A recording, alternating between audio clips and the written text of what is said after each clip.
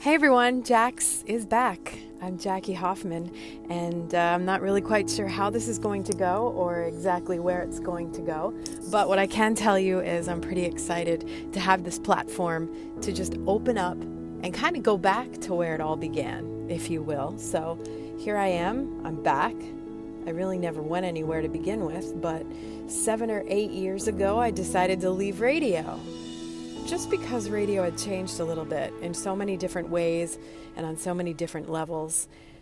The personalities were changing, the formats were changing, program directors were changing. There was a change in corporations and family-owned businesses, and radio just became more of, I'm going to work, than this isn't really a job, I'm having a good time with it. But there's so many things that I miss. And the ever so popular Jack Hoffman, in his voice, I can hear my dad say, "You're making a big mistake." And for as bad as it might be to say, I hate when someone says, "I told you so," I hear it over and over again, but in a good way, and I know that he meant well, but he obviously was right. And I wish I could have taken it back. But as I said, things did change and life does go on. And he was right. Now, when I say life goes on, not obviously in the same way, perhaps a better way. You know, I can't walk you up or wake you up and tell you that schools have canceled, or play some silly trivia game, or make your day with a love song because it's your anniversary or you have a celebration with your loved one, or say happy birthday, or tell you how I fell down my front porch steps and left a hole in my bushes, or burnt last night's dinner, which I occasionally did and went on to laugh at my own jokes. But there was so much that I miss about being on radio. And with everything that's going on right now, I don't even have to say the word. I don't even have to say what it is. I don't have to describe what you're feeling. The coronavirus tracker, it is true. And there is one that does exist, in case you're not following that. So when I got up this morning and I listened to the radio station, this is what made me feel like I really missed waking up in the morning and making at least one person feel better. And then it went on to hearing from another person and taking phone calls and then reading emails and just hearing you out and placing it on my heart in a way to make it better for you. Even if it was just to hear me say, it's going to be okay, or we're going to get through this. I don't have answers. None of us do.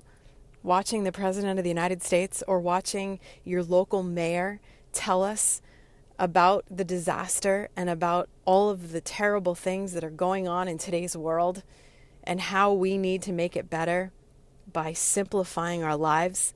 The media regurgitates over and over and over what you need to do, what you have to do, what you should be doing, where you shouldn't go.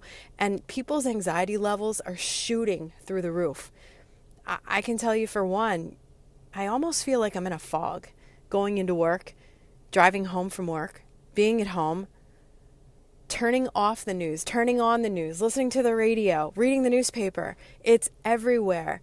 Listening to people on the telephone, watching social media, it's everywhere, and you can't get away from it. It's affecting graduations, weddings, vacations, everybody that you talk to in some shape, way, or form. You know, just getting a text message from my one friend who said she's worried about being a carrier and being near her mom and dad.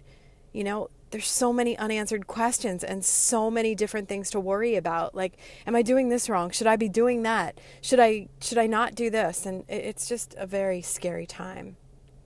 And being on the flip side today, listening to the radio and being that other person, you know, I felt that they were doing their jobs and giving me the calmness that I needed, for as much as I miss doing what I did. So, you know, I could hear and see around me what was going on at work. I could hear voices, but it just seemed to be like a bunch of garble.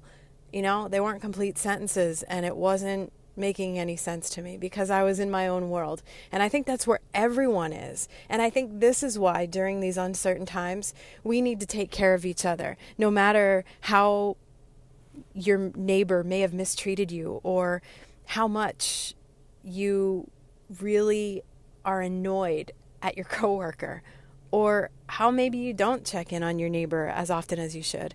I think these are the times now where we really need to reach out to people. Keep your distance, mind you, but reach out to people in the form that we should. We have to take care of each other. And I don't want to go on and get off of one level and jump to another, but I often keep this in the back of my mind of putting my faith over fear. Is it hard? Should we not be anxious? That's what we're told. Do not be anxious.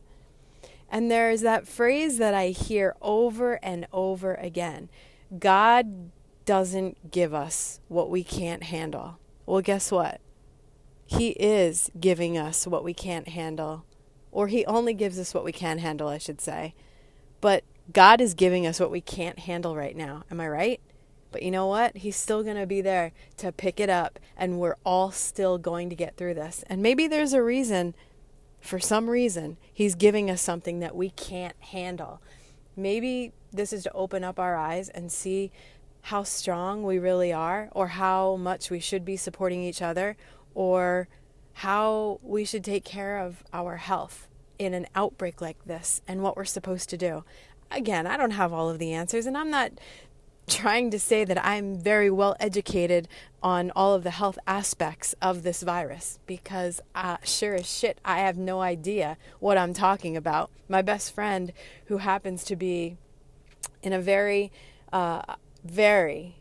high-end position at University of Pennsylvania, I heard from her over and over again today. She's working from home, mind you, and she was the one who was filling me in on everything that was going on.